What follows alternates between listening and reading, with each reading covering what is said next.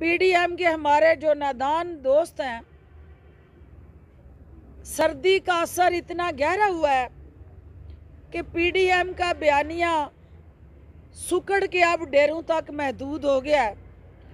और मुझे यकीन है कि इनकी बेबसी का ये आलम इसी तरह जारी रहा तो अब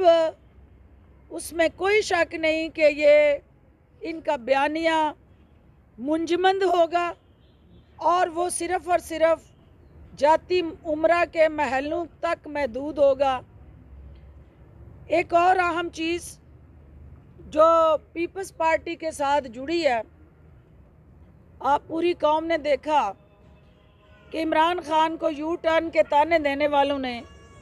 पीडीएम के प्लेटफॉर्म से जो तारीखी यू टर्न लिया कि जिस असेंबली को जाली करार देते रहे, जिस हुकूमत को और इलेक्शन कमीशन को इलेक्शन इंजीनियर करने के ताने देते रहे, उसी इलेक्शन कमीशन की ज़ेर निगरानी उसी जाली हुकूमत के जो बकौल इनके उस जाली असेंबली में पहुंचने के लिए इन्होंने ज़िमनी इलेक्शन में हिस्सा लेने का ऐलान करके जिस यू टर्न को मुतारफ़ कराया है,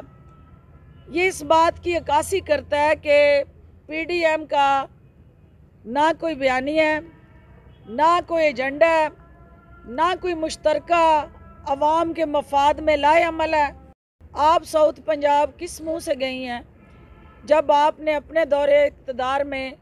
साउथ पंजाब के ज़ख्मों पे नमक छिड़का, नमक पाशी की और उनके बुनियादी हकूक़ का कत्ल किया। आज सिर्फ आपको वो साउथ पंजाब अपनी डूबती हुई कश्ती को सहारा देने के लिए याद आ रहा है। तो मैं आपको बताने आई हूँ कि ये मरियम बीबी आप बेल्ट बांधे जल्दी से, क्योंकि आपके पीडीएम के सियासी बयानिए का टाइटैनिक डूबने वाला है और जल्द जो है आप और आपके मौलाना साहब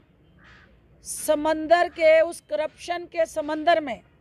गोते खाने जा रहे हैं और आपको बचाने वाला कोई नहीं होगा। पाकिस्तान का आइन और कानून जो है वो अपना रास्ता इख्तियार करेगा और आपकी जो ये दिल फरेब